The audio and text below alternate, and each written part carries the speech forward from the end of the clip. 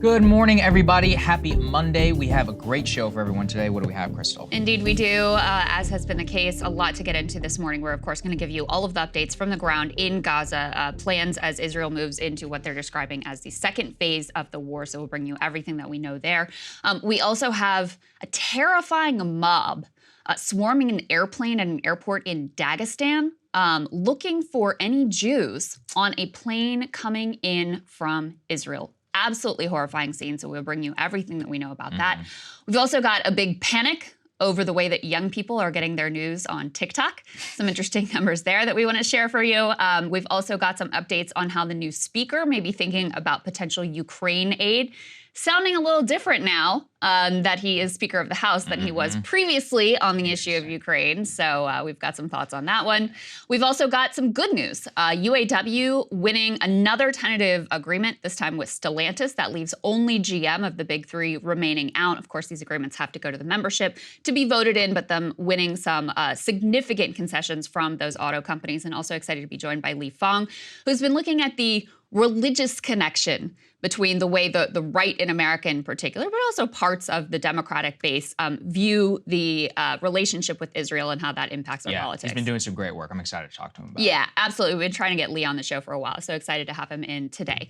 But let's go ahead and start with the very latest on the ground in Gaza. A lot of things to update you on here. Let's go ahead and put this up on the screen. We can take a look at some of the images that are coming out.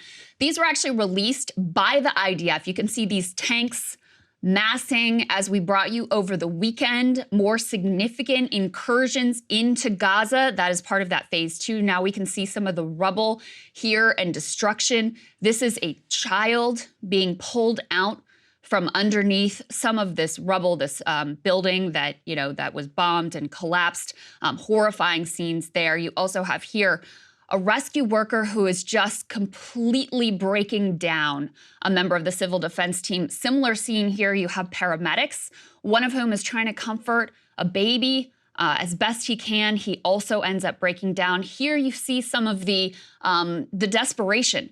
These are people who are massed outside of a bakery waiting in long lines just in an attempt to try to get any sort of food to feed themselves, to feed their families. Of course, this is going on multiple weeks now of a complete siege. Very little in terms of food, water, medical aid, anything being let in. I just saw a stat about the number of pregnant women who are drinking brackish water and children. It is a horrifying situation there. We also have an update for you on the death toll. Let's put this up on the screen. We have, same number out of Israel, roughly 1,400 who've been killed there. We now have over 8,000 in Gaza who have been killed as part of Israel's war on that enclave, and the majority of these women and children. So it is just a horrific, horrific situation. We can also show you some additional scenes of desperation in terms of food and just being able to secure any sort of sustenance. Let's put this up on the screen. This is people taking flour out of a UN warehouse. This is in Khan Yunis. That's in the southern part of Gaza where people were told to flee. Now they have still faced bombings even in this part. This is one individual explaining, we have no flour, no aid, no water, not even toilets. Our houses were destroyed. No one cares about us. We appeal to the people of the world, he says. All international powers are against us. We needed aid, and we wouldn't have done this if we were not in need. So, Saagar, you can see the way that civil society, the level of desperation here, things are just completely breaking down. I'll tell you one thing that I saw that completely broke me. There's a whole hospital wards full of preterm babies who were cut out of their dead mothers' stomachs and who are now, have to be on ventilators in, the equivalent of a NICU. Right. And these hospitals are running out of fuel. They're also under threat of potential imminent bombing. So you just can't overstate what a humanitarian disaster this is. No, it's full-scale disaster going on. Doesn't sound any signs of abating so far. The Israelis are calling this just the fourth day of a, quote, extended military operation. It does seem, when we broke down the tactics for everybody last show around, if you did miss it, our Saturday update, the TLDR is basically tanks have now been inside of Gaza for the last 4 days. it seems what the Israeli military strategy is to use the tanks. They're taking very minimal casualties at this time to try and encircle all of Gaza City, which they're saying is like the nexus of the Hamas terror attack, but also really of the militant organization itself. At the same time, saying that the residents should leave. There has been, prior to that, we talked about the cutoff of electricity, of water, but also of telecommunications. Now, we're going to get into that a little bit, but on the military side itself, what I think people need to understand is that there is a big war also over information. And one of the things that we really wanted to highlight, Krystal, for everyone was after the cutoff of internet and of telecommunications, the IDF spokespeople came out with a message in English to the residents of Gaza. And we especially wanted to flag this because it just highlights something about the information war that is waging online. And we've told you before, if something's coming out in English from Hamas or from Israel, it's because they want you to hear it. This is one of the most blatant examples. Let's take a listen. We'll talk about it on the other side. Attention, citizens of Gaza, listen carefully.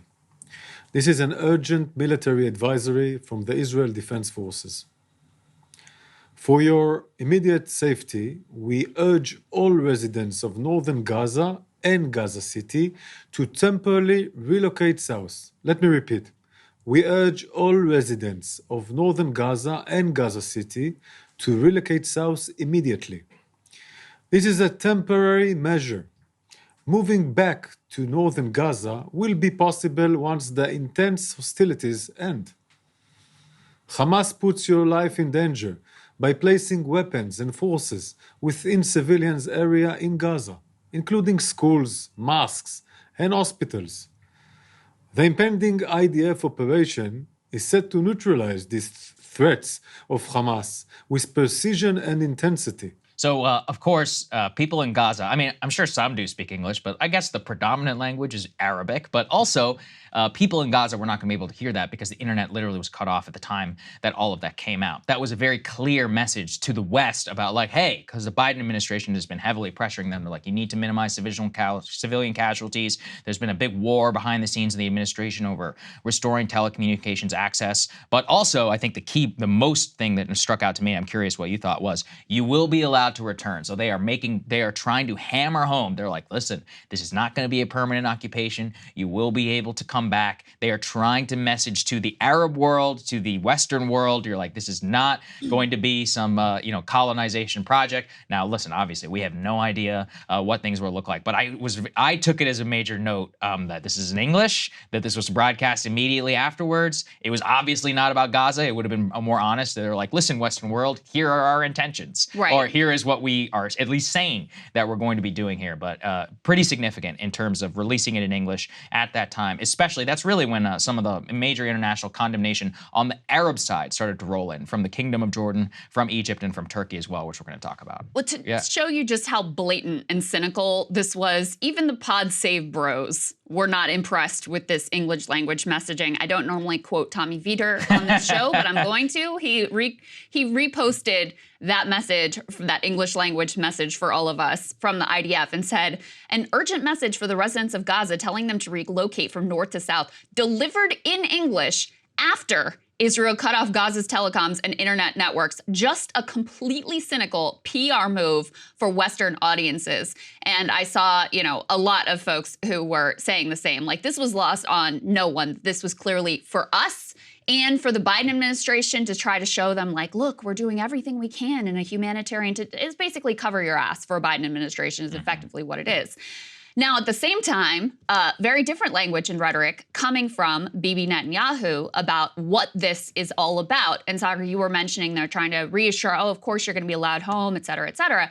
At the same time, Netanyahu likening this to what Israelis call their war of independence, what Palestinians call the Nakba, the catastrophe in which they originally, 750,000, lost their homes. So I doubt there's a single Palestinian who really truly trusts or believes that they're going to be allowed to come back home. Now, we don't know what the future holds, although we get to that in a moment. There are some increasing signs of what the plans actually look like.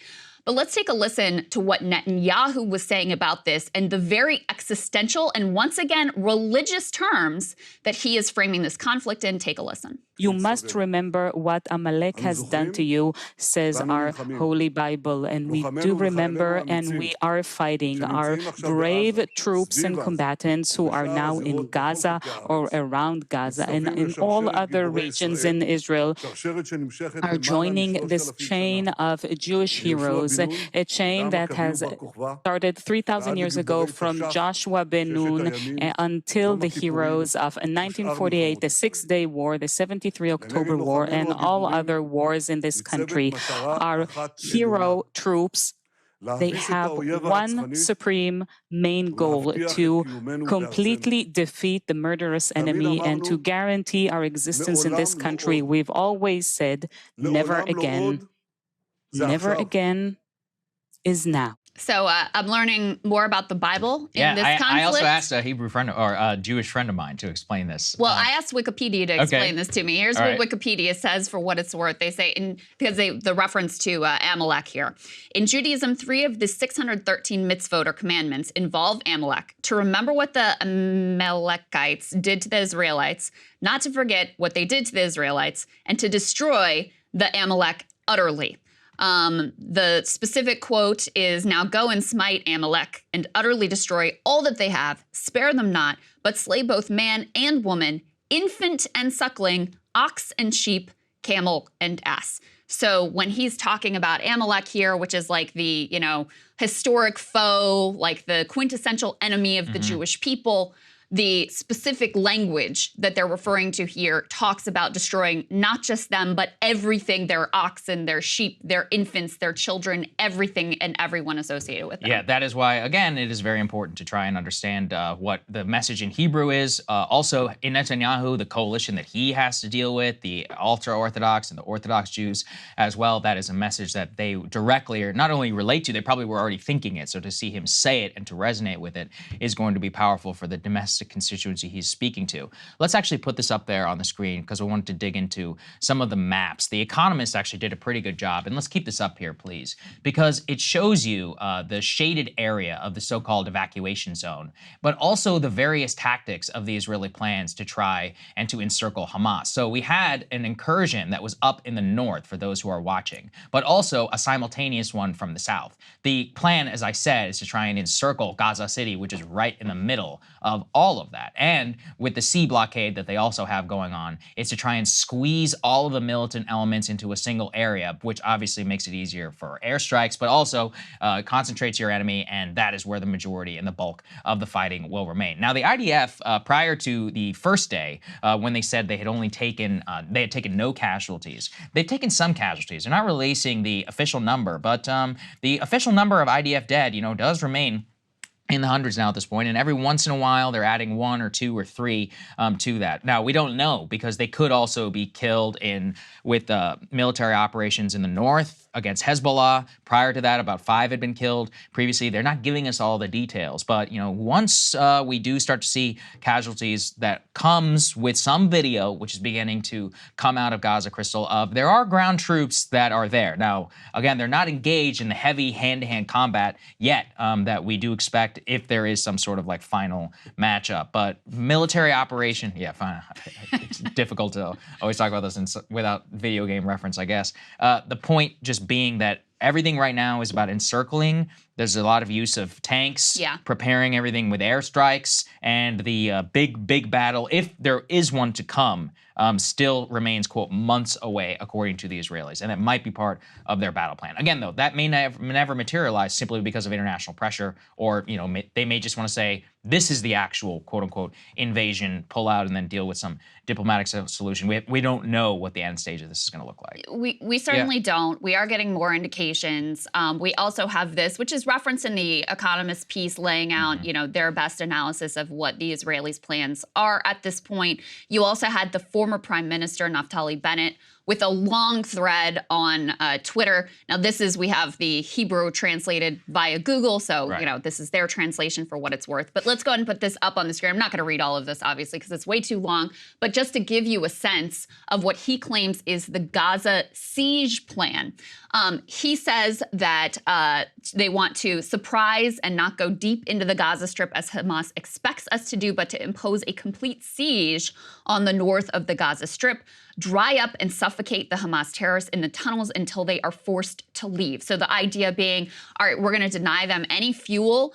That is going to make it so that, their ventilators and lights in the tunnels, they are not able to sustain, and they are sort of forced out of their holes. He also says they want to create a new security strip 2 kilometers deep into the territory of the strip along our entire border, a permanent strip. This is through the use of massive firepower and ground forces and engineering. Imagine bulldozers simply leveling that area.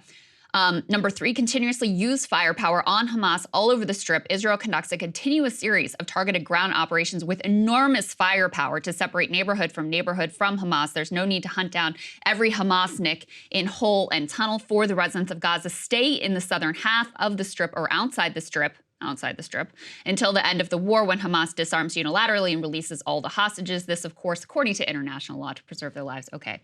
And then the last piece here, and again, this was a lengthy thread. I'm only reading pieces of it, but I thought this part at the end was very noteworthy. A sustainable political line of defense. In other words, this is what we're going to present to the world to try to, avoid World War III and try to keep the American opprobrium at a minimum. Until the Israelis return home, neither will the Gazans return home. Everyone is going home together. Israeli hostages are returning home to Israel. Families from the Gaza enclave will return only with the disappearance of Hamas. Residents of Gaza will also be able to return because the war is over and the danger to their lives has passed. So, effectively what he is out and out saying there is we are going to hold the citizens of Gaza hostage until we achieve our war aims and get our own hostages back. Now, left unsaid, of course, is the fact that this, intense firepower that they're describing is going to kill some of their own hostages, put their own hostages at severe risk. And the other thing I would say, Saagar, is just, to try to imagine as best we can an unimaginable situation, to be in the place of the Palestinians and looking at all of this unfold.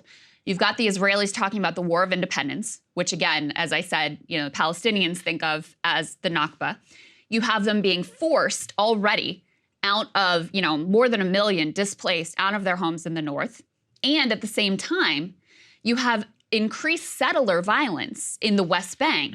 Murdering, there was a young olive farmer who was, out harvesting his olives, doing nothing wrong, who was murdered by settlers. And increased efforts to push them off their land as well.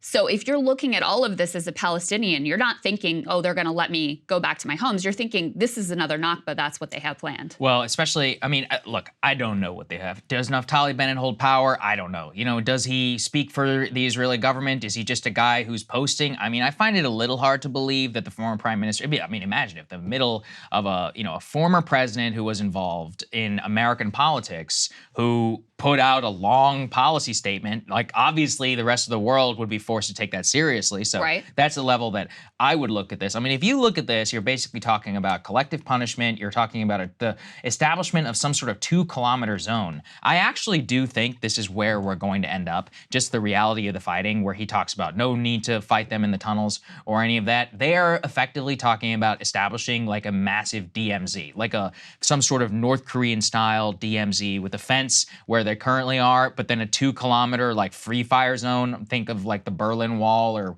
West Berlin, East Berlin, with some sort of gap in between that's like heavily militarized and landmined. And that is, it seems to me, based upon this, that's what jumped out the most. That they're going to go in, they're going to clear, they're going to have some sort of thing. But in terms of destroying Hamas, it's clear even in what he says. Well, whenever he says there's no need for us to fight them, it's like, well, if that's true, then you're not going to destroy the organization. It's not possible. How are you really going to destroy this militant like what? You think they're just going to surrender? Like, they're not going to surrender. And look, in terms of the population and all that, I don't know. And, everyone's like, oh, well, they could rise up. At this point, we from the video that we played, the basic threes, like the food, shelter, water. That's what they're worrying about. They're not thinking about the political, construct. At this point, there probably is no even real government in Gaza anymore. Hamas is off fighting. The people are basically left to survive, and everybody else is just trying to do their best. So this, to me, actually does read like what the real plan may be. And if that is, I mean, the long-term prospect of minimizing violence here, I mean, I just don't see a political sustainability to create some sort of massive DMZ, which would require, razing all these towns and all this ground. I don't really see the Arab world just sitting by and taking that. In the interim, even while any of that is constructed, as they keep saying, it's going to take months and months and months. Every day that goes by is a loss of public confidence for a lot of people in Israel, especially, again, in the world, and also increases tensions and the likelihood the United States is going to get involved, which is ultimately what I honestly care about the most. So looking at this, I think that it explains also why the Biden administration is absolutely losing it behind the scenes. Right. Because they're like, we cannot co-sign this. So like, this is not fits in any way with the official U.S. policy of a two-state solution and of a political sustainability. They're like, this is not politically acceptable really to us at all. But that's part of the problem is there is really no, I think, there is no shared goal right now between the Biden administration and the Israeli government. And I don't see there being for a long time. Yeah, but that may be true. But you also have the Biden administration stating very clearly publicly, we're not going to actually do anything. Of course, yeah. So they're just having, difficult conversations behind the scenes with Netanyahu, et cetera. I mean, Netanyahu is balancing the fact that his political ass is on the line, Yes. and he's trying to push off as long as he can any inquiry into the failures that led to October 7th, including his own admitted bolstering of Hamas over the years. Because, while we sort of never gave up on this fiction in the U.S. that there was some sort of peace process ongoing and that we were building towards one day having a two-state solution, that has never been the policy of Netanyahu. I mean, this is not me reading the tea leaves. This is overtly what he says. He does not want a two-state solution. He does not want peace. He wanted to be able to manage the boil and keep it at a low boil in terms of their occupation and their blockade. And that was the idea of okay, we'll bolster Hamas because they're the radicals. Everyone will understand we can't possibly have a peace deal with them, and to try to minimize and undercut the more moderate Palestinian Authority. So you have that piece. You have the fact that, he is trying to somewhat balance or at least give the U.S. some sort of cover as he watches protests rise not only here but around the world. You also have his, extremist parts of his coalition and a significant part of Israeli society, by the way, that is, of course, they're all absolutely furious.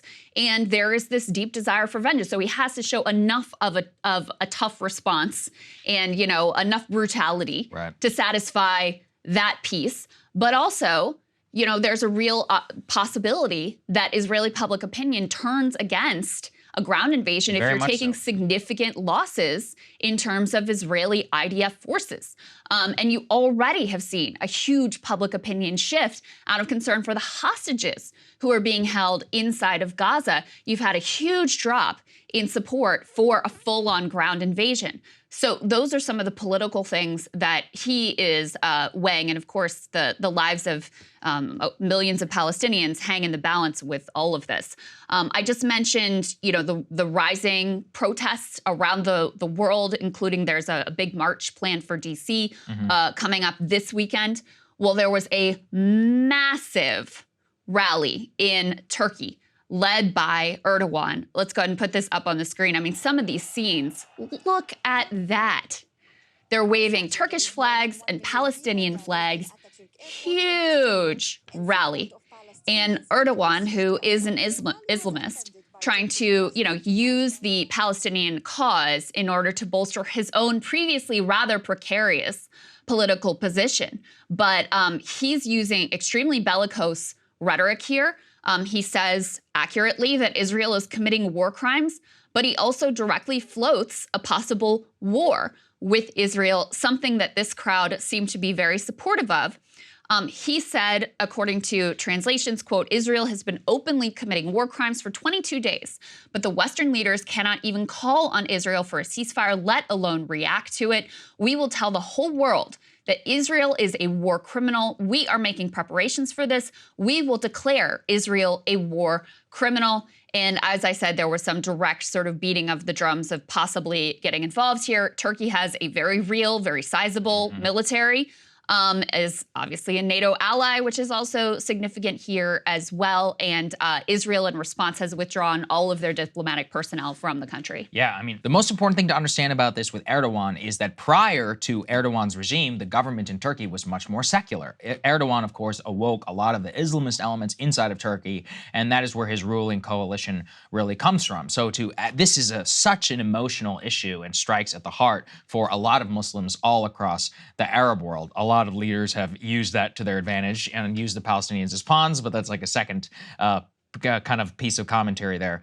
In terms of this, Turkey, as you mentioned, of course, has a very world-class military, but at the same time, they're a NATO ally. So to have the fracture inside of NATO over an issue like this, and also pressure from them on the West, it also raises the question of whether they would use this issue as some sort of crux or like a wedge in future NATO negotiations. Erdogan certainly would not be above that. He's done it for his own domestic political purposes. So anyway, I'm looking at that, and I just see that as one of the most significant elements about the powers in the region. The Egyptians, of course, are going to go, in whatever direction that Sisi wants. The Jordanians are basically boxed in to go on the Palestinian side. Much of the Arab world itself, they don't necessarily want to deal with this, but they know that their populations are very activated by it. To have the Turks, come out so forcefully and to see all those people out in the streets all across the country, that's a very, very significant development. Yeah, and of course, I mean, the utter brutality of the images that are coming out are only going to inflame those tensions.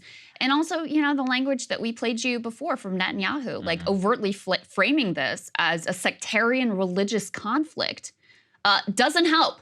And, we're already seeing like mob violence. Yeah, we're going to get to that. Right. I mean, I mentioned the what happened at the airport. We're going to show you those images. There were also far-right Jewish extremists that were chanting death to Arabs and surrounding a college dorm inside of Israel that was housing some Arab students. I mean, when you frame things as this religious holy war, sectarian violence, these are the sorts of reactions that you get, because then you're not separating out, these are the combatants, this is a political dispute, this is how we're going to handle it. No, then anyone who is of that religion becomes your enemy.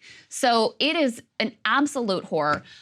As we've been discussing, I sort of get irritated. There's all these leaks, the Washington Post, the New York Times, whatever, about how the U.S. is so concerned behind the scenes, and they're talking to Netanyahu, and they're trying to pressure him, oh, please turn the internet back on, et cetera. Again, not willing to actually use any of the considerable power and leverage that we have in the situation, but, they're going to ask some tough questions behind the scenes and leak it to the press.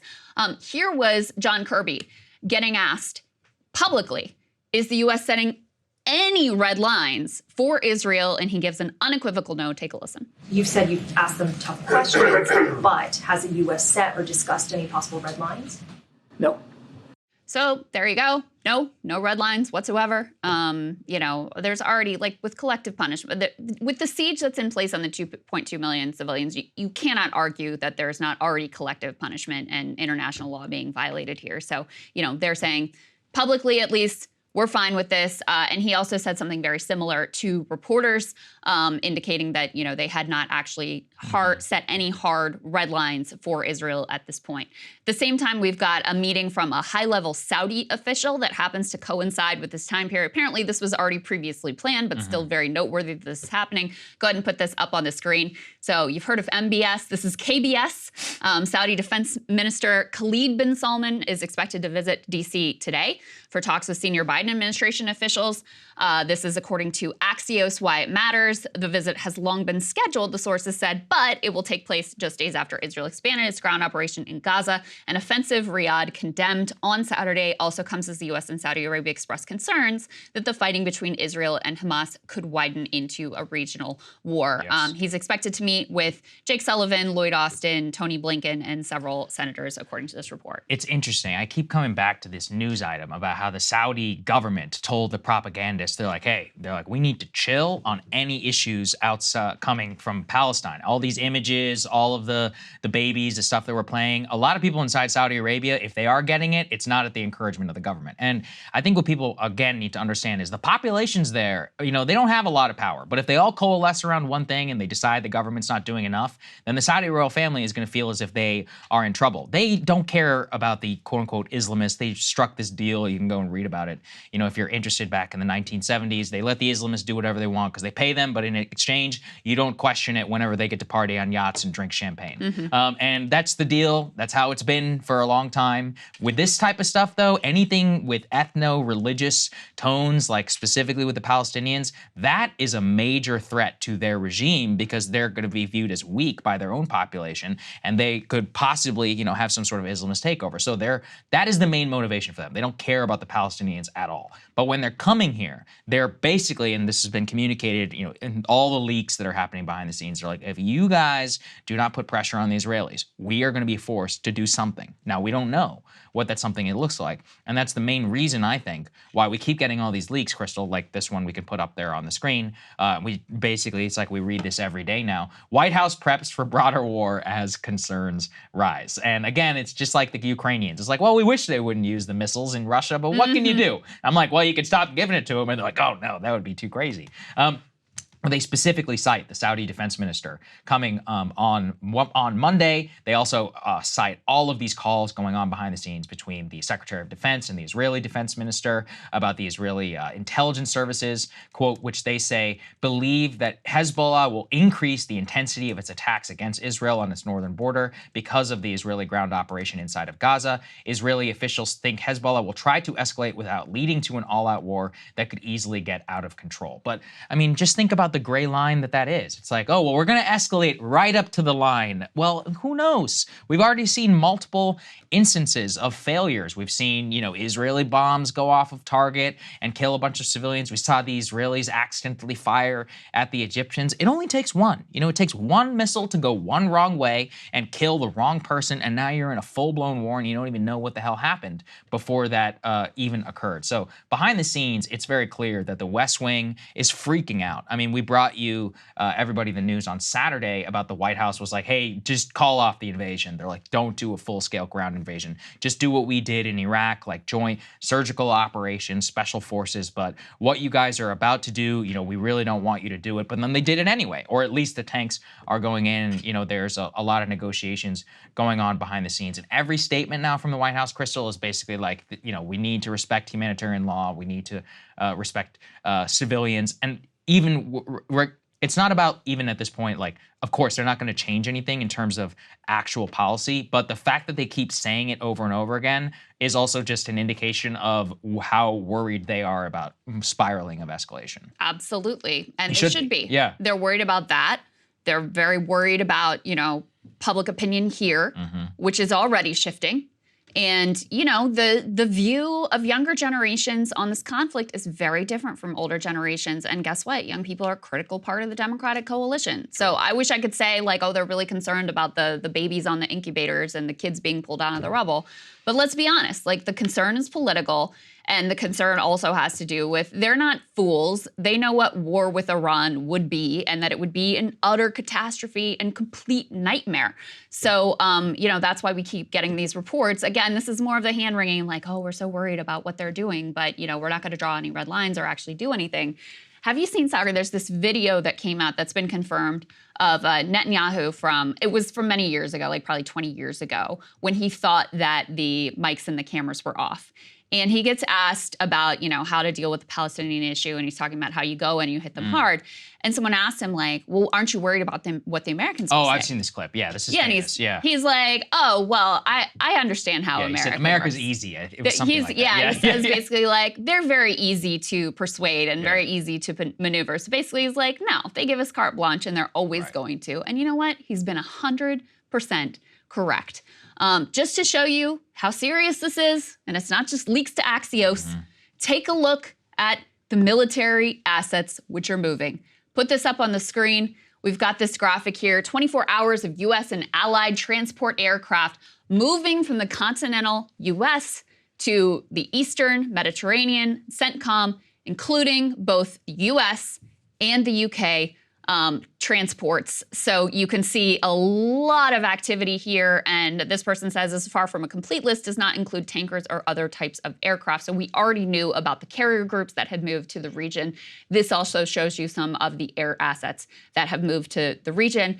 Now, they would probably say, oh, this is part of deterrence. We're trying to avoid this wider conflict. But, you know, there's also this fine line between deterrence and provocation. And, you know, anytime you see this amount of military firepower moving to one region, you have to ask, what is this leading towards? And, you know, one thing that really, from this particular Axios report that we had up, one line, Saagar, that really stuck with me is they had an official who said they continue to believe that diplomacy and Biden's experience can still help prevent worst case scenarios. However, they think that the most pessimistic outcome is the most likely outcome. Oh, absolutely. I agree with that too. I mean, I like to think of things in terms of systems.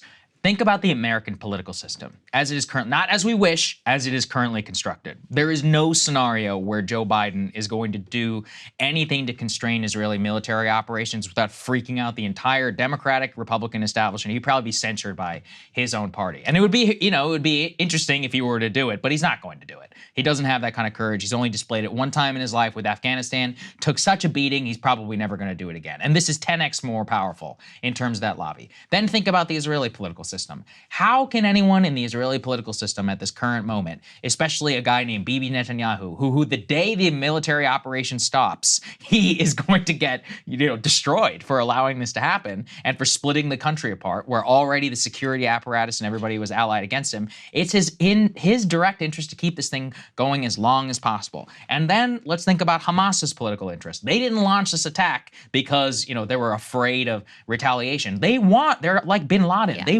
want Israel to come in and blow the shit out of Gaza because that helps increase their message. They want the broader war. They want the war. The war is good for them. Yeah. And so at all three systems, each one, there is no exerting pressure that can keep us away from that. And look, the most pessimistic outcome is the most likely. You should always, and I wish it were different. We're going to sit here. We've given so many alternate viewpoints on this, but like, we cannot pretend that these viewpoints have any power in Washington at the current moment. The only good thing, I guess you can say, about crisis is things move very, very quickly. So 2 weeks from now, who the hell knows what kind of world that we are living in? And sometimes discourse is much more relevant. But as things stand right now, I don't see a single off-ramp on this entire thing. I really don't. Yeah, that is certainly what it looks like. And just a sign that this conflict is having international implications. There are horrific scenes coming out of Dagestan in Russia.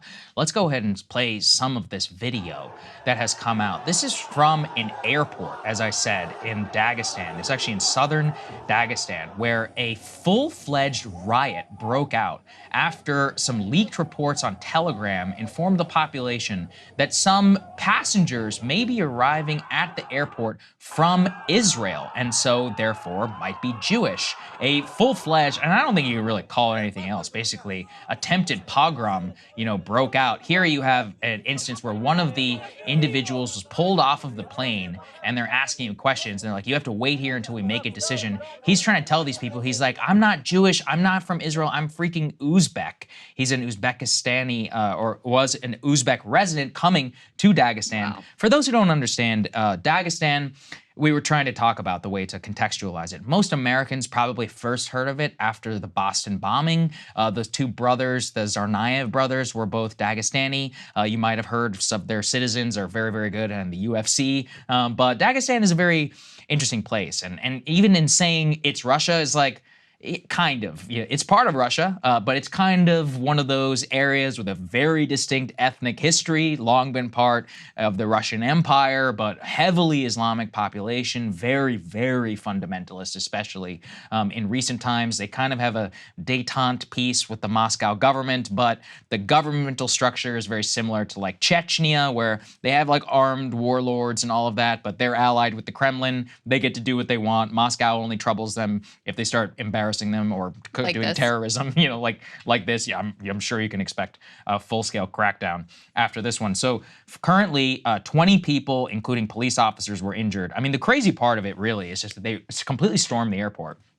security authorities were totally overwhelmed almost immediately. The Kremlin spokesperson said on Monday that they blamed, quote, outside interference for the riots. Krystal, we have some information on that, and they cited, though, no evidence to that. However, they are saying that this is, quote, Western attempts to use the events in the Middle East to sow discord in Russian society. But unfortunately, it highlights one of the ugliest things about the Russian Empire historically, which is it is the site of some of the worst pogroms against Jews in all of history. If you meet Americans, especially Jewish Americans whose roots go back to the 1900s, 9 out of 10 times, including many good friends of mine, their families were fleeing pogroms in Poland, in Ukraine, in Dagestan, all across this. Dagestan in particular, they used to have a pretty thriving Jewish population, gone, just completely, driven out.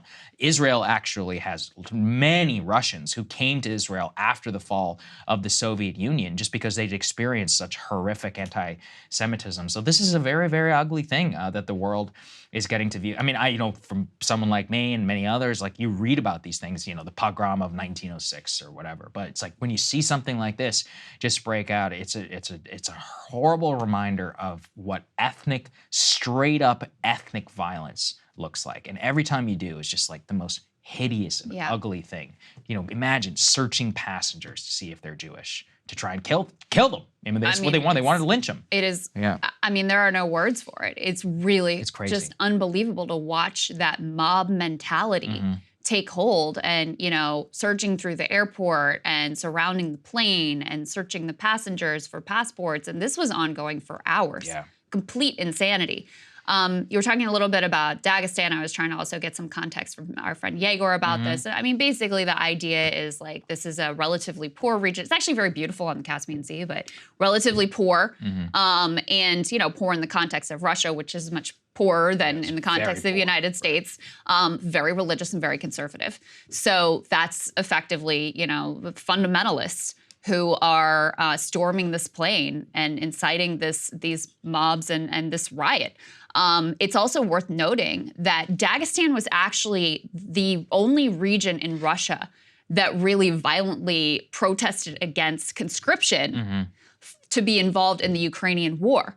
And because of that, there were all of these sort of like information operations coming from the Ukrainian side to try to sow that discontent and make the most of it.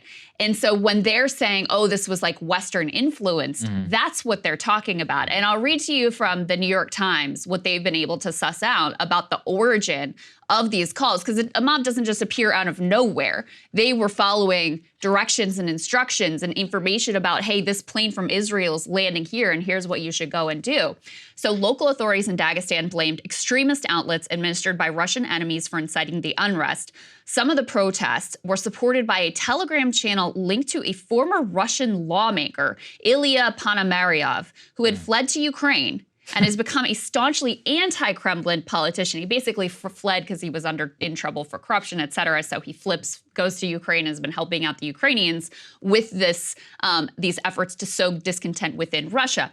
Plans to catch the passengers of the incoming flight were shared on that Telegram channel associated with that dude, along with screenshots of the flight schedule on Saturday and Sunday. Local religious figures in the North Caucasus have condemned the clashes. But so that's the connection that they're pointing to, is that this guy who's an anti-Kremlin dissident who works with the Ukrainian government, it was a Telegram channel affiliated with him that basically like stoked and helped to spark this mob violence. Wow. Inside Ukraine, huh? What's that about?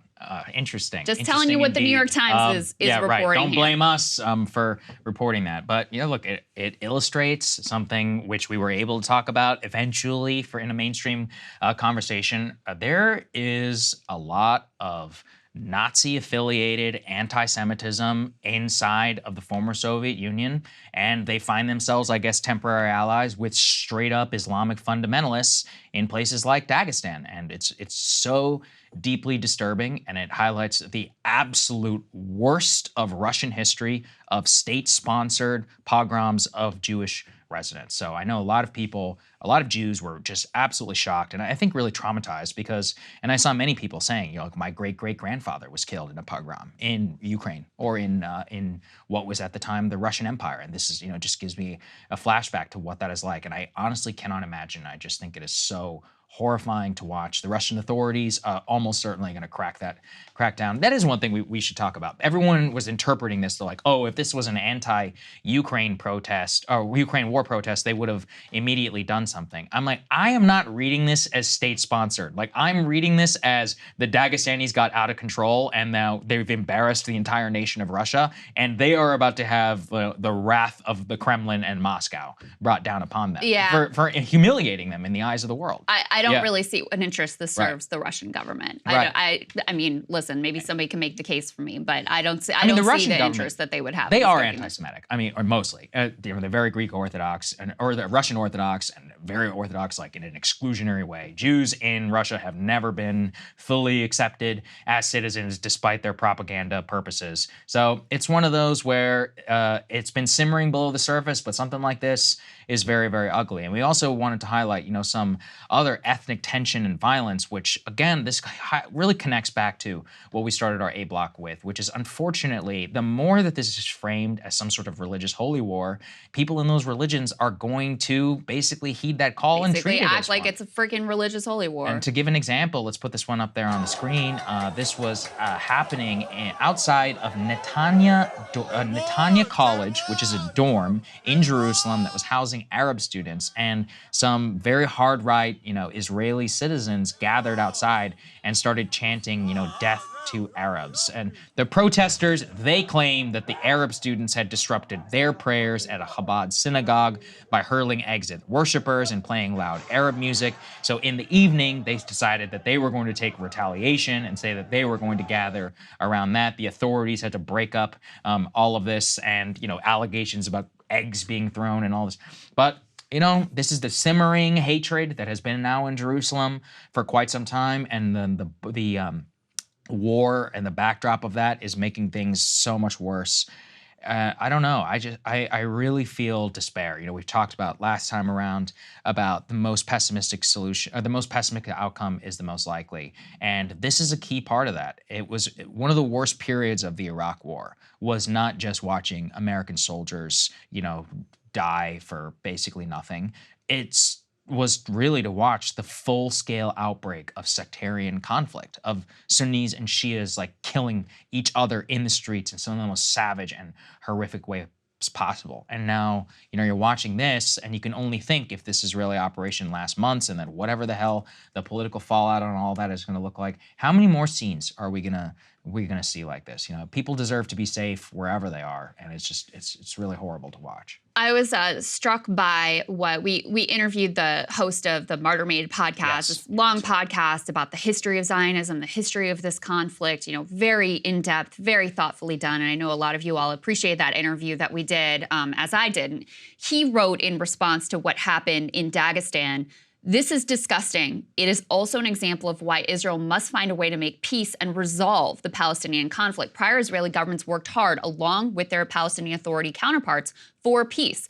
But Likud, that's Netanyahu's party, has shown no more interest in peace than Hamas. Netanyahu stated openly he prefers to keep the conflict at a low boil while settlers continue to occupy the West Bank to make a two-state solution impossible. This is not to say, because I know some are already typing this response, that Israel is to blame for incidents like this. But incidents like this will never stop unless there is a just peace with the Palestinians. The Israeli government has an obligation not only to its own citizens, but to Jews around the world to stop pursuing a policy that can only intensify hatred and conflict. There is no way to fix this with bullets." And, you know, I think that is very carefully worded and true. I mean, these sorts of horrors beget more horrors. And that's the unfortunate reality of human nature, of world history. I mean, how many times do we have to see this play out? And what the Israeli government is doing in Gaza right now, let's be honest, this is not going to make Israelis or Jewish people around the world safer. If anything, and not just if anything, very likely, if not, totally 100% reality. They are sowing the seeds of more radicalism. They are creating more terrorists. And not Netanyahu, especially with his sectarian holy war language, is making horrific mob scenes like this much more likely to unfold around the world. So this is the sort of stuff that they're playing with here. And I think Daryl also did a great job of talking about the fact that at its core, this isn't a religious conflict. It's a conflict over land. It's a political conflict over land. However, when you overlay it with religious justification, when you're talking about we're the people of the light and they're the people of the darkness, the direct quote from Netanyahu of how he's framing this conflict, think of what sort of things that justifies. And this is something we'll talk to Lee Fang about today too. When you believe God is on your side, when you believe your actions must be righteous because they are coming out of your religious context. And, when you have a lot of fundamentalists on both sides of this is how these things can spiral completely out of control. And so when I see what happened at that airport, I think that is the tiniest glimpse of where we could ultimately end up with these things spiraling. Yeah, it's very important. And look, nobody is saying it's like, oh, if they do this, and this is just, no one's justifying anything. But we live in reality. We know that these types of things are only more likely to occur as the violence escalates. And, that is that is really sobering, as always, just to be reminded of what that looks like. And I think it's really unfortunate. I think it's horrible, and I really hope that we don't see any more of it. And yet I think we should all steel ourselves for the unfortunate reality that we'll probably see more. Indeed. All right, let's turn to, we've talked a lot about the information landscape, which is a really important part of this war and all wars. Put this up on the screen. This was interesting for a variety of reasons. Okay, so this guy, Jeff Morris Jr., who I'd never heard of before, but he's apparently a tech executive. I know Jeff. Former Tinder exec. You want to, is there any other context? Oh, no, yeah, I was going to say, exec? he's a tech guy. Okay. He used to work at Tinder. That's how I know him. And he's very, Israeli sympathetic here. So he started taking a look at the data on TikTok to see what was going on. Because he's observing young people have a very different view of this conflict than older generations. So they get their information, largely on TikTok. What's going on here? So he says, I looked at the data, saw that Israel is losing the TikTok war by a long shot. As an example, the top hashtag is 3 billion views for Palestine versus 200 million views for Israel. If you look at the other hashtags, it is clear Israel has a distribution issue. Now, I would personally say Israel has probably some other issues than just distribution, but it was interesting, the concern here that what was really to blame for the generational divide was the TikTok algorithm. And the concern that, listen, for a long time, for many years, just lockstep support for Israel, no matter what they did, was the bipartisan standard in Washington. It was what you got out of every single American media outlet, certainly on cable news, et cetera. And so this is a bit of a panic around the fact that there are these other platforms and other ways that people are getting their information that don't line up with the way the ADL guy would say, getting the story right as they see it. I think it's generational in the sense that people did not come up in the same, not even in the same information area, but I think that the biggest reality is at our age, you have never really known a time of war. The most, the day I remember earliest from my youth is 9/11. So basically, crystal memory on forward is just war. And when you have that, you're going to come at things from a very, very different perspective than a lot of people who, for them, 9/11 was something that came in the context of they remember the Great Peace and winning the Cold War and all this other things that are foundational to their memory of America as this giant great power. They think of Israel probably much more in that context of the older times, and they may even think of it, with the Intifada and PLO and Arafat and all. So just the way that you think about these things is very different, as opposed to, let's say, someone you're my age. Gaza and the Hamas situation has been going on for 15 years. That's pretty much all I know. I don't really remember a time pre-Hamas. Yeah. Most people don't either, who are especially younger. If you're really young, let's say you're 21, 19, that's quite literally the vast majority of your lifetime. And it's especially highlighted. Let's put this on the screen. The CNN poll, this is going really viral. what it does show you, at 65 years old and above, Israel's military response is fully justified. They say 81%. 50 to 64, 56%. 35 to 49, 44%. 18 to 34 is only 27%. And I really believe that that comes from a place of war weariness more than anything. I've seen a lot of people be like, and including, and look, I don't know Jeff well. I've talked to him maybe once or twice. I'm assuming like this is somebody who supports Israel and then is like, well, what is happening here? I would just really urge everyone look, with the TikTok algorithm, and you guys know, I would ban TikTok if I could, but it's not for reasons like this. It's for much bigger, like national security reasons about America owning its company. What does everybody tell you about the TikTok algorithm and what is it best at? It serves you what you already want. It's not like it's being created out of thin air. Right. It's that these people are ingesting this content and are sharing it around and are finding it compelling, which is very counter-narrative. And it's not because it's being forced in front of them. Now, maybe if you can find out a case for why that it is, I would absolutely be willing to, to learn and to listen to it. But I suspect that that's really not the case here. I just think based upon swimming in a very different media environment like our show, and just, in general, like keeping my finger on the pulse, I think we're living in two separate worlds. There are people who are on like establishment Twitter and on cable and who are reading the papers. And then there are people like us who are swimming in the internet. And if you're in the internet, you have no choice but to engage with a lot of facts and video and elements and all these other things that you would never see if you were up there too. That's very true. And it's also the case that, we see this with our show as well. If there is some perspective that is not being served by mainstream, guess what? Key. People go to YouTube, people go to TikTok, people go to Twitter to try to find more and find, more viewpoints that reflect the way that they are viewing the conflict. So there's certainly a generational divide here, and then there's also a divide in terms of people who are basically pro-Israel and they think, Israel's completely justified, et cetera, et cetera. They have all types of mainstream sources where they can go to see that viewpoint reflected. If your viewpoint diverges from that, you're more likely to be on TikTok.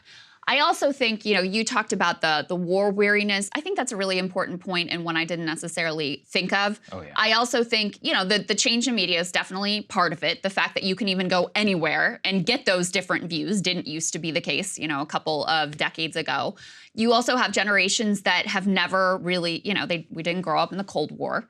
So this just like, they're on our side to fight communism, and that's that. They're the goodies. These are the baddies. Like, that doesn't land for these generations the way that it does for, we had those numbers about 80-some% of the oldest demographics. Like, yes, 100%. Israel is fully justified.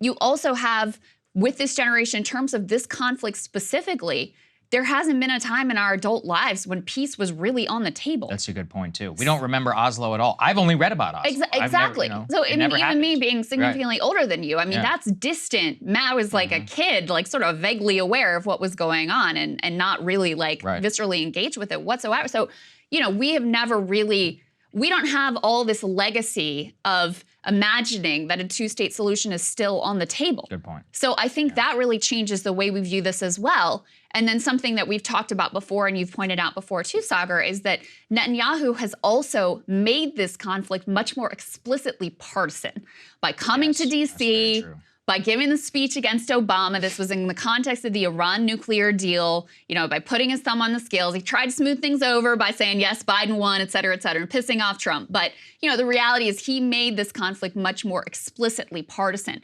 So you have a variety of reasons why, if you take your average 80-year-old and you take your average 20-year-old and you ask them about this conflict, you are going to get completely different views of what's going on. The White House is apparently very concerned about the politics of how this is all going to work out for them. Put this up on the screen. They privately concede things have never been worse. Since the 80-year-old took office, Biden's dual horror shows threaten his re-election campaign. This is another Axios report. Some of the things that they cite here is, look, in the polls, he's tied or trailing Trump nationally in swing states. He gets crushed on his handling of immigration, crime, and inflation. They have a quote from one Biden official who says it's not death by one issue, by half a dozen hitting at once. The load-bearing wall breaks. Many of Biden's own voters do not want him to run. His popularity with his own supporters hit a new low in a poll this past week, and that seems to have been directly related to his approach to Israel's war on Gaza. You saw an 11-point drop among Democrats in their support for Biden, most of that coming from young demographics who are very unhappy with his just lockstep support for Israel and sending them whatever they want. You've got a quote here. You say, the Middle East war gives the president a chance to project stable leadership ahead of a general election, but the White House knows the war will likely widen.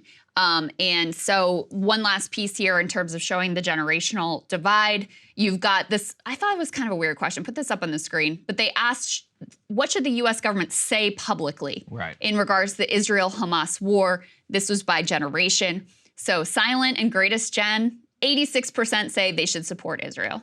You go down to millennial and Gen Z, so not even just Gen Z, but millennials and Gen Z, and it's less than half who say they should support Israel. So while Biden, is satisfying one part of the Democratic base and certainly overwhelmingly the DC establishment, in terms of young people, this is really becoming a litmus test issue, and certainly for Arab Americans who've also been a key part of the Democratic coalition for them as well. And you can already see them paying the price in the polls. Now, one of the things that they said, I think it was in this piece that was like, oh, they think they'll get over it by the time the election comes around. I do kind of think that's right. I think that with the specter of Trump and the fear around that the boogeyman, the boogeyman has always worked for Democrats. We'll see. That's what they're betting on. We'll see. That's what they're betting on. I would never bet on that personally. You can ask Hillary how that works out. But it's like, I guess it depends on how this all, does this end in a week? Or are we still seeing, babies being pulled out of rubble and their incubators being shut off as we head into election day, which is real possibility. So I think this represents a more consequential break. Young people had already, it's easy to forget, but at the beginning of the Biden administration, young people were his most fervent supporters, his largest by the approval rating, his largest supporters, most fervent supporters, et cetera. That quickly fell off a cliff due to, I think, some of his, economic handling.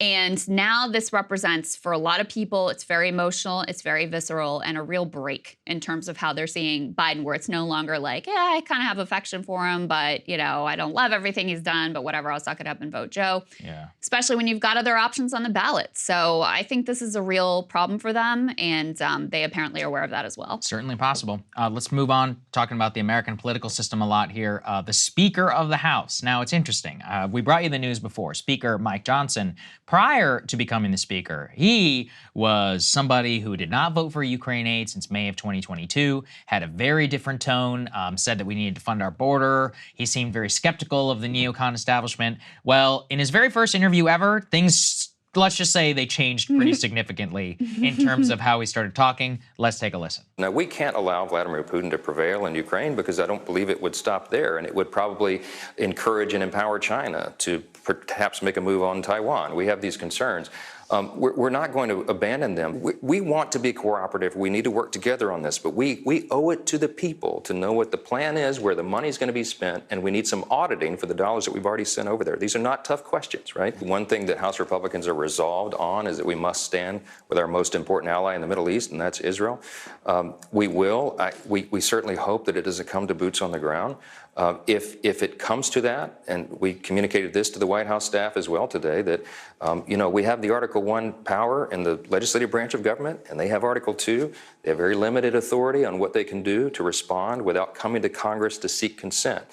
They tell us when we're in Israel, and you've been there, they say the reason that we are able to sustain ourselves and survive is because everyone knows that our big ally is America. We know that Iran is directly tied to all this. These are Hamas and Hezbollah are proxies of Iran, and they're tied in now with Russia and China. It is a new axis of evil. That's how we see it, and so it has to be addressed accordingly. You say if Israel, with all the funding of terror and all these terror organizations, are they within their right to fight back and go directly at Iran? Of course. That was the first, as you noted, the first act of my speakership is that we passed that resolution to articulate that and make it very clear where we stand. All right. So as Michael Tracy summed it up, can't allow Putin to prevail in Ukraine, ties it to Taiwan, the most dishonest trick pulled by McConnell. Number 2, U.S. boots on the ground may be required to stand with Israel. Number 3, supports Israel directly attacking Iran. Number 4, Russia, China, and Iran are the new axis of evil. Okay, so we are right back to where we started, arguably maybe even worse. However, there are at least some signs of hope if you do oppose more aid to Ukraine. Let's go and put this up there on the screen. New Speaker Johnson has now said because of really pressure from within the Republican establishment, that they want to split up Israel and Ukraine aid, which is setting up a showdown with Biden and the Senate. So remember, in the Senate, which is controlled by Chuck Schumer, Schumer is talking about linking the two of Israel and of Ukraine. This was presented from the Biden administration of a 70 billion some package, 10 billion for Israel, 60 billion for Ukraine. That is added within there. The Speaker of the House says, no, that's not how we're going to participate. One of the reasons why that's important is that in terms of procedure, remember this, the Senate cannot do anything where they have to rate, where they basically can't spend money without making sure it's revenue neutral, whereas the House can do whatever it wants. It has the power of the purse. So for the House, if they originate that position and they send it up to the Senate and then Biden have to decide, well, okay, are we really going to veto Israel aid, because it's not tied to Ukraine? There's no way. Now, the other question, though, is did Johnson strike a deal where he will bring Ukraine aid to the floor and give it an up or down vote? Because as we have always talked about, Krystal, all the Democrats support Ukraine aid. About half-ish of Republicans in the House support Ukraine aid. So they have an outright majority if it gets to the floor. Yeah. The victory for the side would be just preventing it from getting it to the floor in the first place. Where does Speaker Johnson fall on that? I have no idea. But starting to get some insight. Yeah, I mean, if it's brought to the floor, it passes. That's the bottom line. And so I don't know either. I never heard of this guy until like a week ago. Yeah, so I can't claim to have any like inside knowledge into the way that he might operate. But the fact that he immediately goes on Hannity and starts sounding just like 100% neocon, even using the like dredging up that axis of evil language, oh my God, is not a good sign. And I will also say that it's very possible he feels like by splitting the two, Israel and Ukraine, splitting them apart, that's like his attempt to sort of appease the anti-Ukraine part of his caucus, but, maintain like whatever deal he might have struck with Democrats or the White House or whatever. So I would guess that's the direction that things go in, but we'll see. We will see. I asked some people who are in the know. They said it's not nearly as cut and dry as we might think. That's very much still a possibility, but there is a lot of procedural effort to try and to deny it. There is a majority of the Senate that does support aid to Ukraine, but there are enough voices out there that basically it all comes down to this. It's going to be a death by 1,000 cuts, a ton of procedural warfare.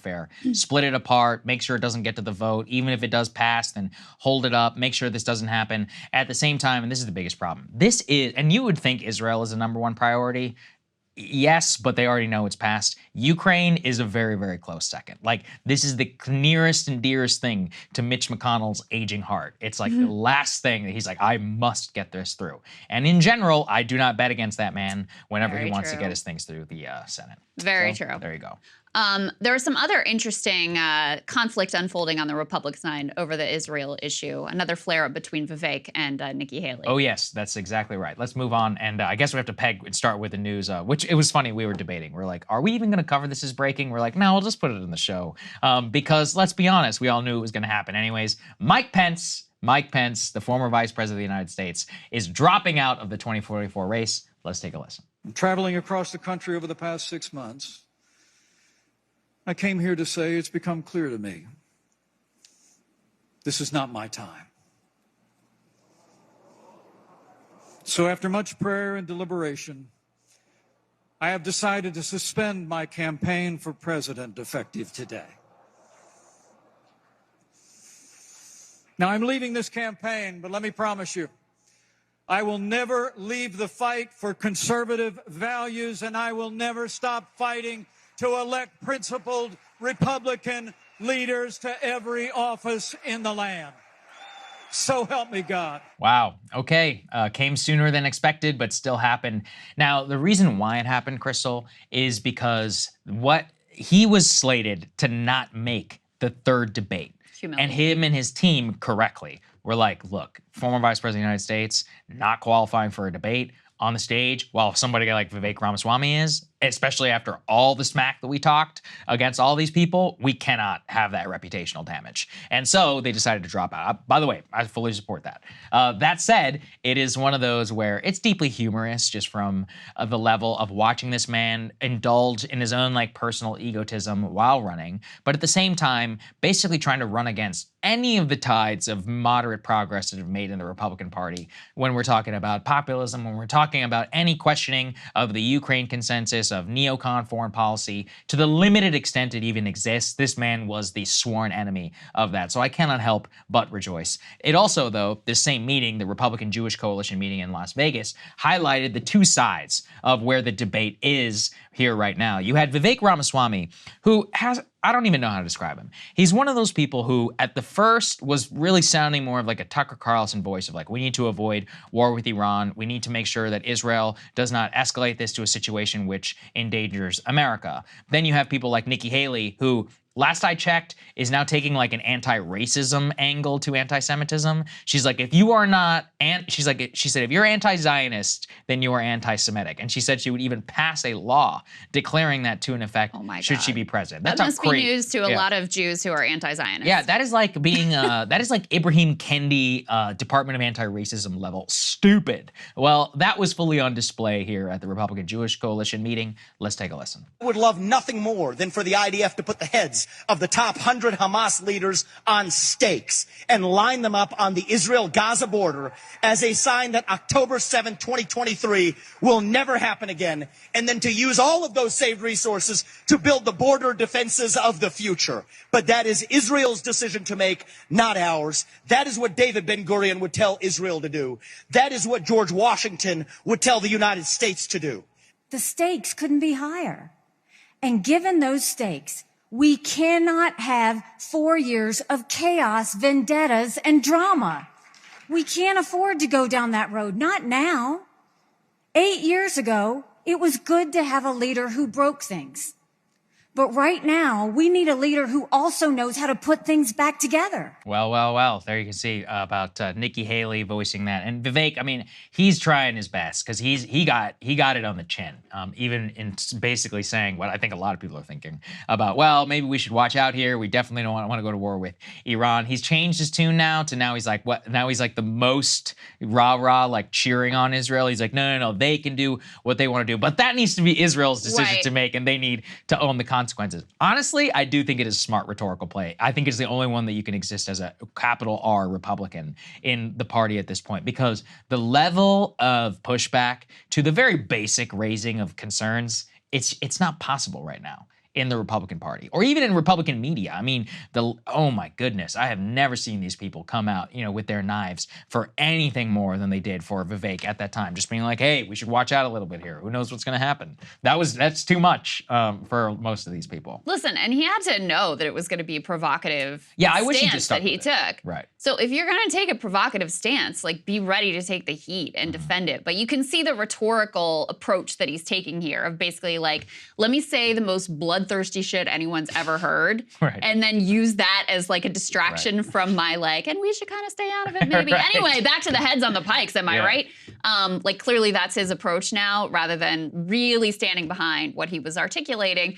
And you even saw Trump. Remember Trump, who has this personal, now he's like mad at Bibi because Bibi said Biden won the election. And so he's got this like personal grievance thing now with Netanyahu. And so he made some critical comments of him right after October 7th, which by the way, puts him in line with like literally 90% of Israelis. Yes. But here in the U.S., there was this whole freak out. How dare you criticize Netanyahu? How could you say anything bad about Netanyahu at this moment, et cetera, et cetera?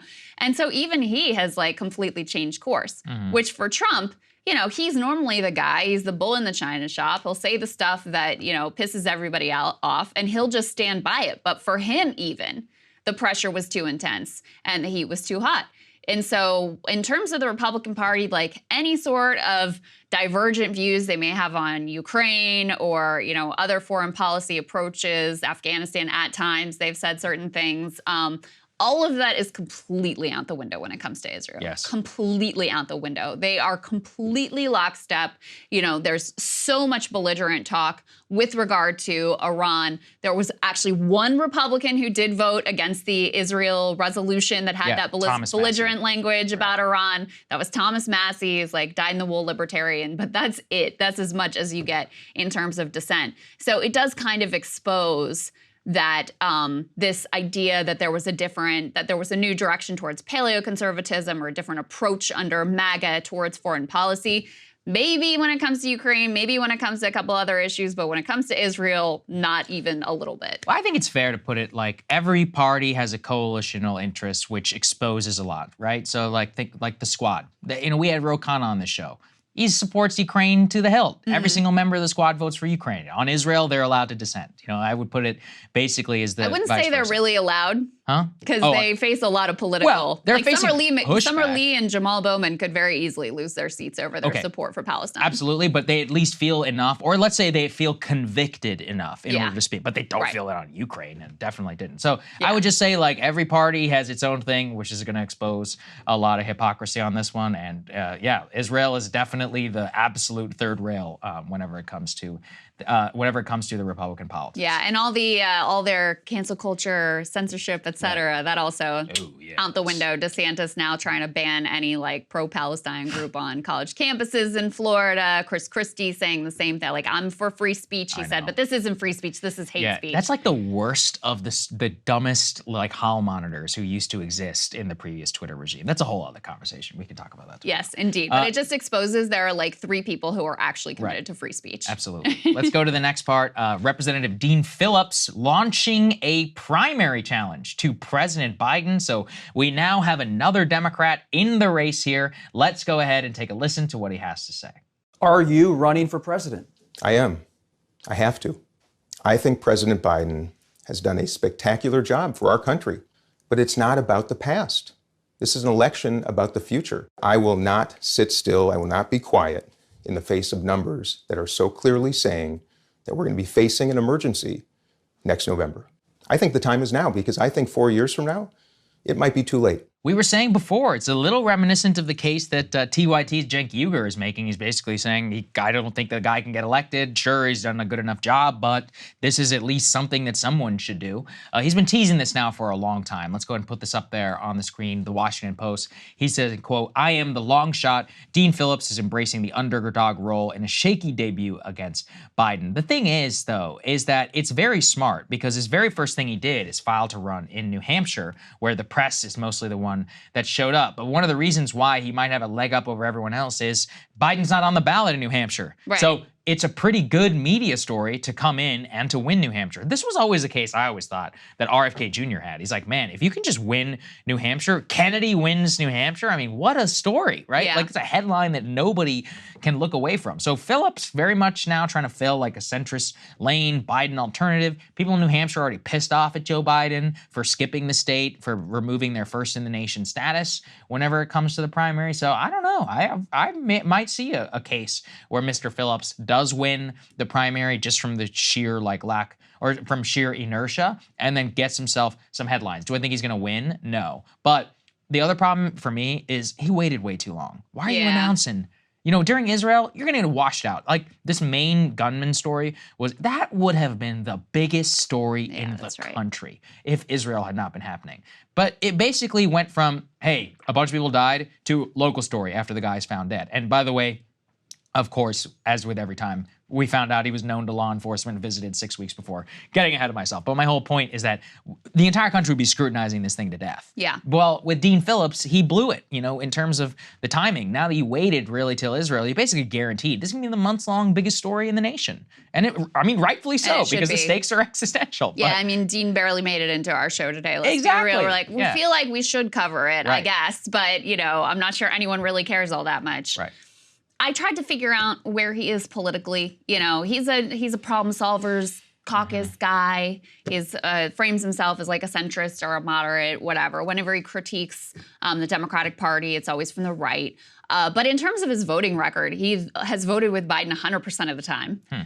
Put this up on the screen. I mean, he's been a chief Biden booster. So here, this is just from, a couple days ago. Right. President Biden issued an outstanding speech this evening, making a strong case for why we must support Ukraine, Israel, and all who seek self-determination, security, and peace. That's what America does.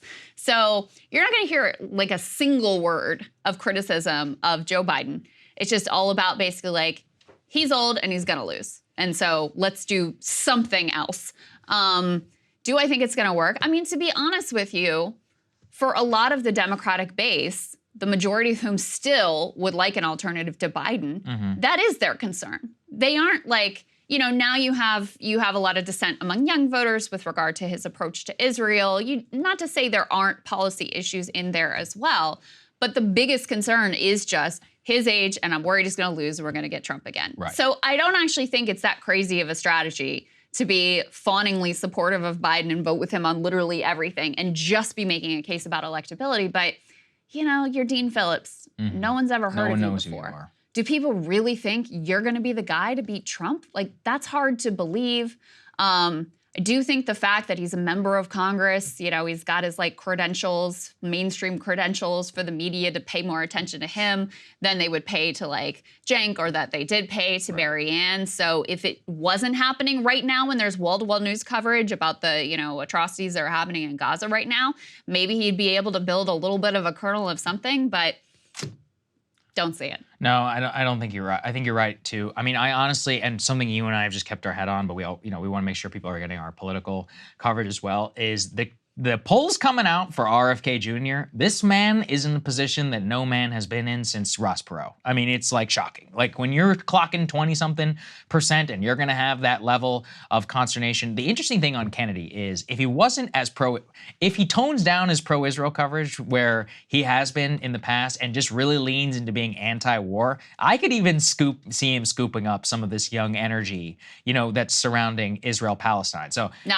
it's too late on that front. Well, for the people who are online, I'm talking about normal folks out there who have no idea what he said or whatever about Rabbi Shmuley and Israel and that stuff in the past. I'm saying if he just talks about being anti-war, which you can interpret any way that you want, and just the ad that we played here previously where he's like, hey, the American political system is bad and my name is Bobby Kennedy and I have peace, that's a very potent message. I think it's very potent. If he hadn't gone, I mean, what he has said about Israel was so unequivocal. Yes, that's true. And I think it's genuinely ideological for him. I mean, he got pressed on this a lot and did not back away from his positions on it. And I think he lost, a significant chunk of his online-based support over this issue specifically. So I think you're right. If he had not gone in that direction and he had a dissenting view with regard to Israel, I think there would have been an even larger pool for him to scoop up. I mean, you still have Cornel West out there. There's a lot of questions at this point about his campaign and where he's even going to be on the ballot, since he, went from People's Party to Green Party, and now he's running as an independent, and his campaign manager just left. So a lot of questions about whether he'll even be on the ballot. But, that's another bailout option for people who are disgusted with Biden on the issue of Israel-Palestine and, want to register their protest over that. They may have that option with regard to Cornel West, or they may just stay home. Yeah, so well, that's always the biggest one. Yeah. So just staying home is a huge. I mean, I've done it before. Very possible. Yeah. I think that's very possible. But Bobby Kennedy is this is a story we're going to continue to take a look at, and I think has been wildly undercovered because, he's got a lot of money. He's a Kennedy, so people may not know that much about him specifically, but he's a Kennedy. So he's got huge name recognition. He may have the operation to be able to get himself on the ballot. He is sounding, outside of put Israel-Palestine aside, he is sounding these notes of just I'm just disgusted. I'm disgusted with Biden. I'm disgusted with Trump. I'm disgusted with the Democrats. I'm disgusted with the Republicans, which is a very mainstream, widespread sentiment. So he could really be the determining factor in how this all ultimately goes down. So we're going to keep our eye on it.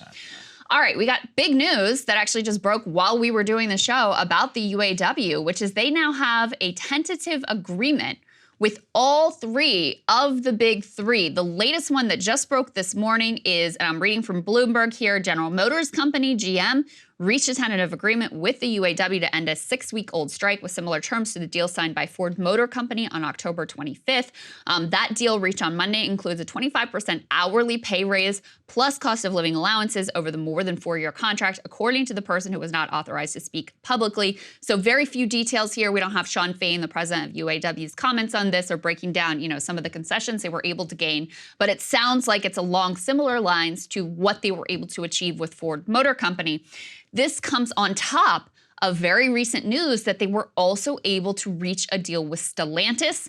Let's take a listen to Shawn Fain explaining some of the highlights of that tentative agreement. Today, we reached a tentative agreement with Stellantis. Today is the 44th day of our stand-up strike. 44 days. We called it the stand-up strike as a tribute to the sit-down strike, which built our great union almost 90 years ago. Over the 44 days we were on strike, Stellantis more than doubled the total value of the proposals they had on the table.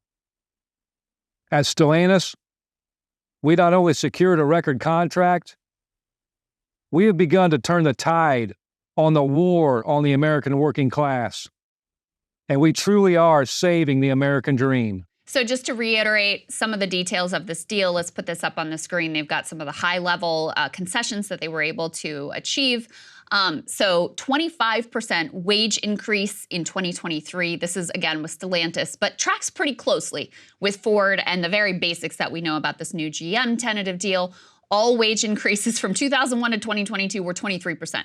So in a single year, they're getting a bigger wage hike than they got over the course of 2 decades. That seems significant. Let's go ahead and put the next piece up on the screen. Current Stellantis temps get a 168% raise through 2023. This was a big sticking point in terms of the treatment of those temps. And another thing that came out of this Stellantis deal that was really significant too, Saagar, is they actually secured the reopening of a plant. Yes. Which that never happens. A 1,350 employee assembly plant in Belvidere, Illinois. Not only that, but they're also going to add an adjoining battery facility to that plant. So, again, this all has to go to the membership for approval to see what they think about it. I talked to, someone in Kentucky. They have a big truck plant there for Ford to get a sense of how are the members there feeling about it. And so far, at least the feedback is they are delighted. They think this was, this appears to be an extraordinary deal. They're very excited about the gains that they were able to make here. And I think really validates the strategy that Shawn Fain and the other leadership of the UAW put in place here with the stand-up strike in order to secure these gains. Yeah, no, the strike strategy, absolutely. This is a big. Now, of course, look, the union's got to ratify all this, so we'll see. We'll see how they vote. I mean, look, it's a pretty good deal. Yes, I mean, I'm not in the union, but I mean, I'm looking at it and I'm saying, listen, you can make a pretty decent middle-class wage now at the top, where we also get health care, pension, and some benefits. That's a great deal. It's one that a lot of people in this country don't have, and if I were in that position, I would be very, very happy, especially considering you haven't had a cost of living raise since 2009, and now you have some of that baked in. Overall, what I think it does validate is not only the strike strategy, but also just the place that we are in the labor market. So I was just reading about how this is just really in line with how all American workers are finding themselves in a position of bargaining power. So right now, Americans currently have more time off than at any time in modern history in terms of more paid time off, with U.S. private sector average weekly hours that are peaking because employers, quote, are offering that time in a stronger labor market, and employees are finding themselves using it. They're finding themselves not ashamed to be taking advantage in these cases of their paid benefits. So I think that it fits very much in line with where the rest of the country is and kind of a new bargaining power that the worker has found themselves. And so I expect it not only to have political support, and I think most people, when they find the details of this, find it entirely reasonable, and that's pretty much where we're going to end up. That's part of the reason why they had to cave too, because even let's say they went non-union, for example, Under the current deal, for what I was reading, the UAW, the big three, are going to have to pay like something like $60-something per hour, according to their own internal figure. Well, Tesla's paying $55, and they're not even union. So, to put it over like $5 or whatever above just shows like with bargaining power and all of that, they're putting themselves and locking them in place for years to come to make sure that they don't get wiped out, as they did in 2009. Yeah, and I'm sure there's a lot of Tesla workers who are looking at these deals and definitely, what they're able to secure. Right. I'm sure there's a lot of workers down in the South in those right-to-work states at foreign automakers who are checking out this deal and what they were able to achieve. I'm sure there's a lot of workers in other industries who are also looking at like, wow, when they have a union and they're able to do this collective bargaining process, they're actually able to really secure significant gains over the protests and the freak out and the panic attacks of the executives and certainly of CNBC and Jim Cramer in particular. That was the one last note I wanted to make is remember the beginning of the strike, all this like, oh my God, it's going to tank the economy and this is a disaster and it's going to destroy Biden's reelection bid. Biden's doing enough to destroy his own reelection bid. But, none of that like, oh, it's going to crash the economy stuff and car prices are going to go through the roof, et cetera. Did any of that happen? No. Did any of it happen? No. Not at all. So just remember that the next time that we have a similar situation. And also, unfolding. let's wait. I want to see what happens to the price of those cars. That's the real one, because that's what they kept saying was going to happen. I will call on them to release a better car, but that's a different thing. We've got Lee Fang standing by. Let's get to it. Been talking a lot today about how a lot of political leaders are playing into the sectarian nature of the conflict between Israel and the Palestinians. Played you some of the comments from Netanyahu earlier today. So we're excited to be joined by Lee Fang, who's long been covering the way the religious right views this particular conflict and how it impacts their political approach on the issue. Lee, great to see you. Good to see you, man. Hey, good to have me. Yeah, of course. And guys, check out Lee. Has a fantastic Substack. It's just leefang.com, where he does great work as an independent journalist there. So make sure you check that out. And the piece we wanted to have you on to talk about, let's go ahead and put this up on the screen. You've been tracking the way that televangelists have been talking about what is going on in Israel and their war on Gaza. Your headline here is televangelists invoke holy war to push for weapons for Israel, strikes on Iran. Just talk to us a little bit about the significance of this, Lee, and what you've been tracking. Look, this is a very different conflict than other geopolitical issues, China and Taiwan or Russia and Ukraine, in that religion is playing a huge role here. All three Abrahamic beliefs have a eschatology feature that, there are elements of each religion that are pushing for the end times, that see this kind of messianic vision of war, of control over Jerusalem as critical for bringing about Judgment Day.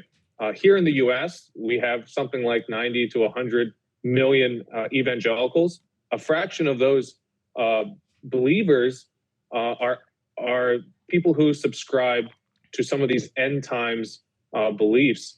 And going back into the early 1980s, when Prime Minister Menachem Begin brought Jerry Falwell and his moral majority to Israel, Israel has worked proactively to cultivate these voters. They're looking for a voting bloc that can pressure Congress and various administrations to support pro-Israel policies. It's a very concerted effort, and we're seeing that being revved up again with this war. Israeli government officials are reaching out to evangelical voters, encouraging them to help lobby lawmakers to put pressure on the media to support this war effort. And, there's a little bit of cynicism involved here, because if you look carefully at some of these Christian Zionist end times theology, it's kind of bleak even for Jews and for Israel. I mean, if you look at this end times theology, there is a final war over Jerusalem, that when Jesus comes back in the second coming, there will be a final event where non-believers, including Jews, are all killed, except for 144,000 Jews who are converted to Christianity that become evangelists for Christ.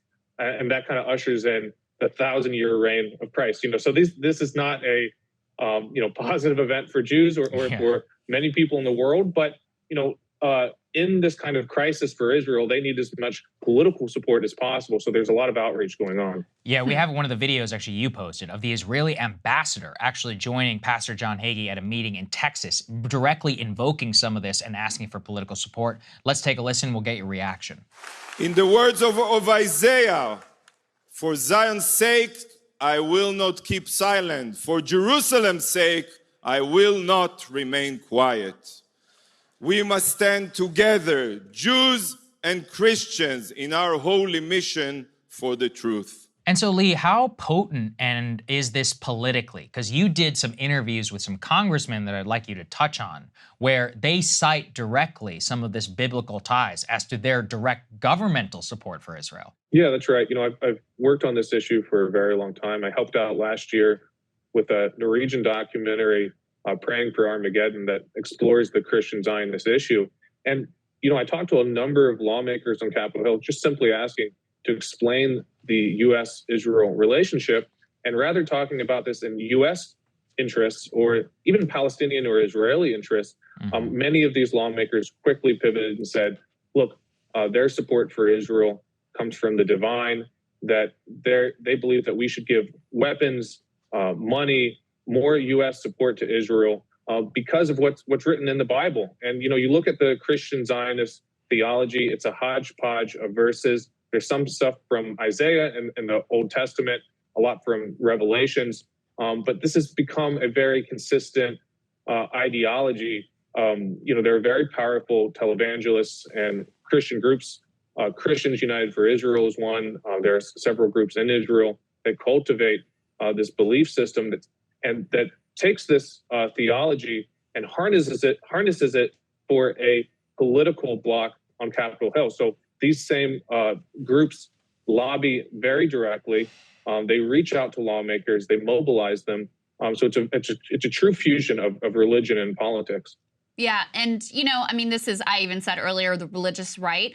But the truth is there are plenty of evangelicals who hold these beliefs who are also Democrats. We actually had one in the focus group that we did of Democratic-based voters when we asked questions about Israel and Palestine. I mean, she said forthright that her views on the issue came directly from her religion and what she believed about it. And listen, people can believe whatever they want to believe. It's a free country.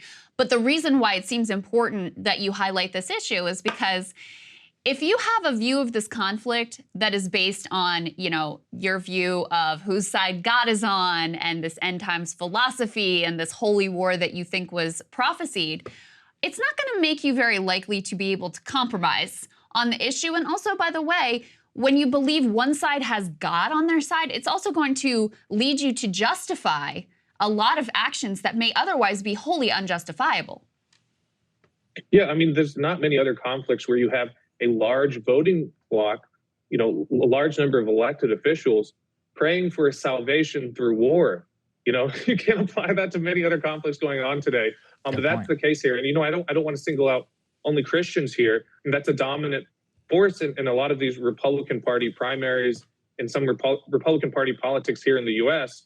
There are certainly some Democrats as well. But, this is also a major feature of politics within the Islamic world. There's, Islamic eschatology that references, the end times, and there are political groups that harness and exploit that for encouraging conflict with Israel.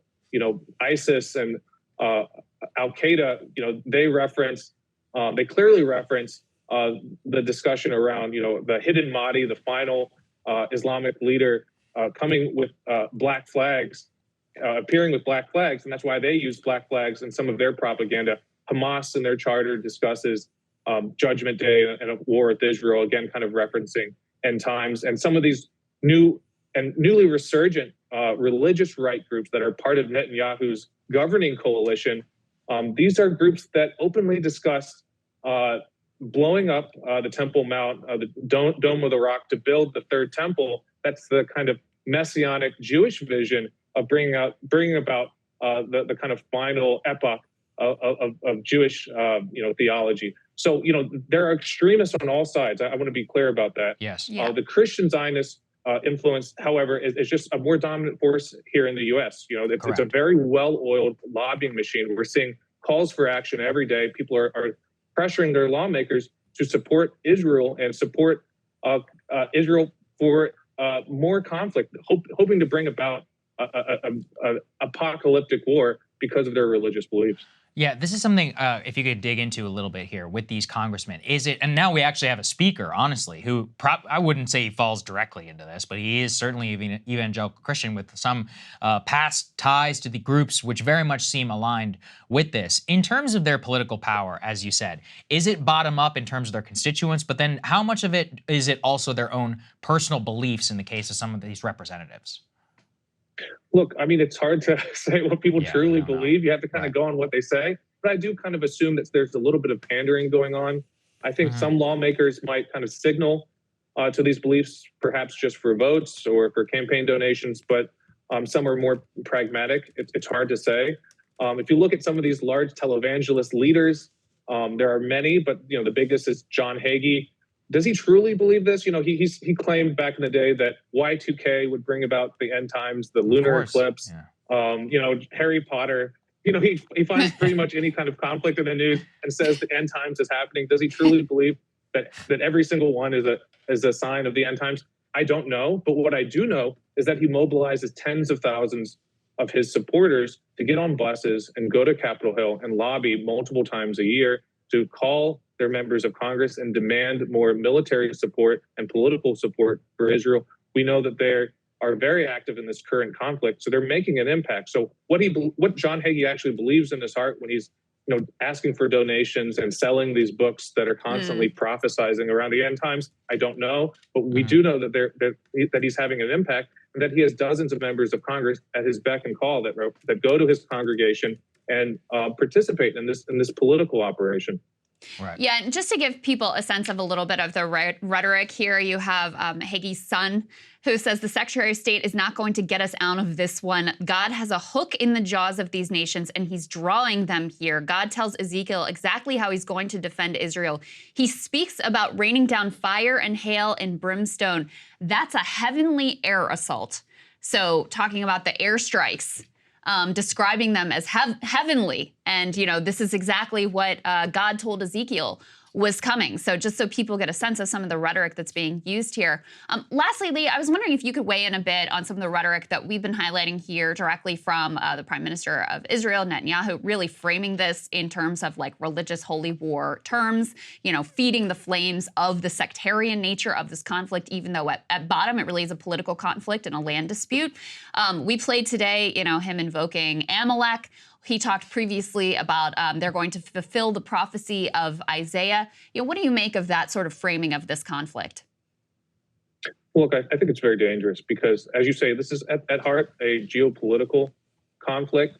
Right. There are valid security concerns on both sides. There are many issues that can be discussed. But when you invoke religion in this way, and it appears to be an organized talking point, because it's not just Netanyahu. Many of his ambassadors and consulate officials here in the U.S. are now repeatedly invoking the same Old Testament verses from Isaiah that are very popular among these kind of end times Christian Zionists. So this is a concerted effort. But the issue here is that they're using religion to obscure the bigger picture, to dehumanize the enemy, to say that, hey, these are non-believers. These are people that need to be wiped out. Based on religion. And it's the same kind of political trick that we see really across the board throughout history. Many on the left, in my opinion, use identity politics in a similar way. When you kind of divide people based on skin color, ethnicity, it's very easy to not see the common humanity on the other side. The same thing is happening, I think, on the right here with religion. To say, hey, these are the believers versus non-believers, it's hard to see that. Again, we're all humans. A Palestinian life is just as precious as an Israeli life.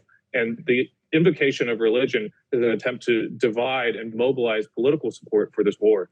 Yeah, you're absolutely right. I'm glad that you highlighted it too, that this is a feature of a lot of these Abrahamic faiths. I mean, one of the reasons that the Palestinian cause is weaponized by a lot of people in the Arab world is they talk about the Al-Aqsa Mosque, exactly as you said, the Temple Mount. That's like the main source of continuing some of this. And then the people themselves often is used as pawns, same as you said, in terms of a lot of the extremism that we've seen from some of the Israeli far right as well. So I've always appreciated your work, Lee. You've got a great Substack. We encourage everybody to go and subscribe to it. We'll have a link down in the description, and we appreciate you joining us. Thank you. Thanks, Lee. Great to have you. Thank you so much for having me. Anytime, my friend, anytime. And thank you all so much for watching. We appreciate your support. It's a hell of a lot of work doing these shows and I guess standing through it, right, Krystal? But we do it because we love all of you, and it's the most edifying at crisis times like this. So we appreciate all of your support, and we will see you all tomorrow.